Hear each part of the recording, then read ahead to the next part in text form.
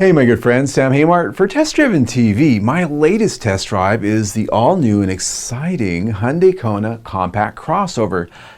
Not quite an SUV, but compact and crossover it definitely is. My first driving impressions and what I think coming right up.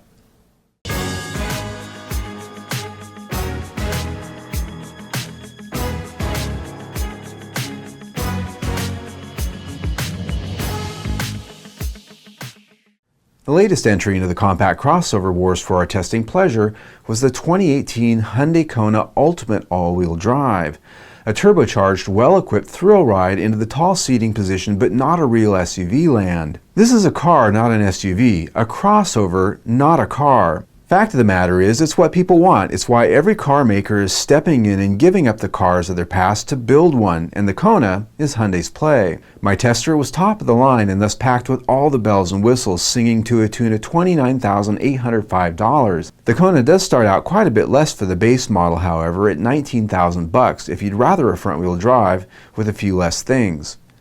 In all, you get styling that's extroverted to say the least, with lots of jutting angles and off-roady black trims to buff it up visually. With the Ultimate, we had all the LED lighting razzmatazz Las Vegas could offer up, along with the largest of its wheel selections at 18 inches. Now styling, that's a subjective and opinion source topic that I rarely set foot in for some very good reasons, but in this case, I find that some of its forms, angles, and shapes seem disconnected and lack the sophistication and finesse that I've come to expect from Hyundai in the last decade. It almost appears like they rehired the stylist from the first generation Santa Fe and asked for a sequel. Enough said, and I probably said too much. The interior of my tester brought in the exterior color with lime accents that I found quite playful, however. With black leather seats comfortable all around and switchgear of a top quality and feel, I found the cabin a nice place to spend time. The design itself, unlike the exterior, is in keeping with much of the good work I've seen from Hyundai of late, and its feature content for the price is quite impressive. Climate controls and switchgear are top-notch, and ergonomic layout is well done. Cargo space is somewhat limited at the rear though, as it does have a low roofline and a high floor. This is pretty common in this class, so not a standout gaffe. When it came to driving, its 1.6-liter turbocharged engine with 175 horsepower was impressive enough, and it did move the Kona around with spirit. This is an engine that impresses with its torque and its lag-free power band always. Disappointing though was the lugging and jerky dual-clutch automatic transmission, or DCT. At stop, it sometimes judders and on takeoff can lag before the clutches engage. Coasting slow, then applying power, for instance, never happens the same way twice.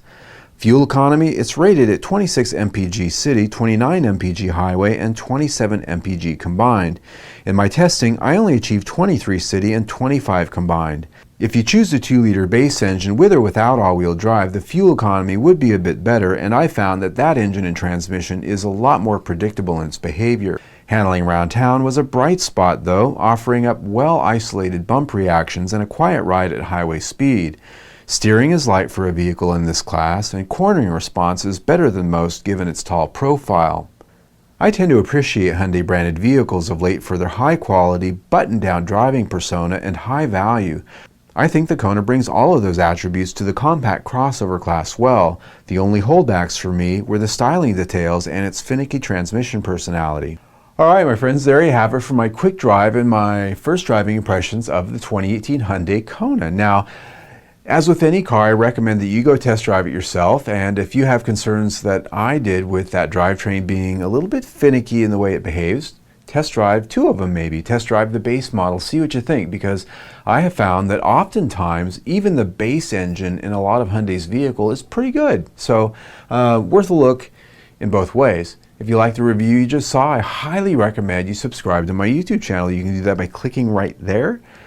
You can also see your latest video by clicking right there. Either way, stay tuned.